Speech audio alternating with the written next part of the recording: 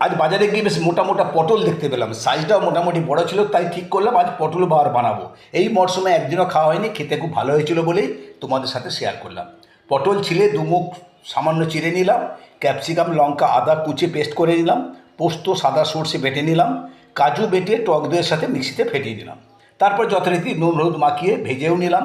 অবশিষ্ট তেলে হলুদ এবং বাটা মশলা দিয়ে ভালো করে কষিয়ে নিলাম। তারপরে ভাজা পটল দিলাম, নেড়ে চেড়ে সর্ষে পোস্ত বাটা দিলাম, ফুট ধরতে ফ্যাটানো দই ও কাজু দিলাম, সামান্য ঢেকে রান্না করলাম। তারপরে ঘি গরম মশলা গুঁড়ো ছড়িয়ে দিলাম, 2 মিনিট রেখে নামিয়ে নিলাম। দুপুরে বেশ ভালোই খেলাম। এই সময়টা কাজু পটল, জিরে পটল, সর্ষে পটল বা পটল বার আমাদের খাওয়া হয়, কিন্তু আমরা বর্ষাকালে অন্য ধরনের খাবার খাই। আজ এটাই বানালাম। হেলদি ও টেস্টি পদ যাদের পছন্দ তারা অবশ্যই চ্যানেলটা সাবস্ক্রাইব করে আমাদের সঙ্গে থেকো, প্রতিটা পদে থেকো, প্রতিটা পর্বে থেকো। তোমাদের সার্বিক সুস্থতা কামনা করে এখানেই শেষ করলাম।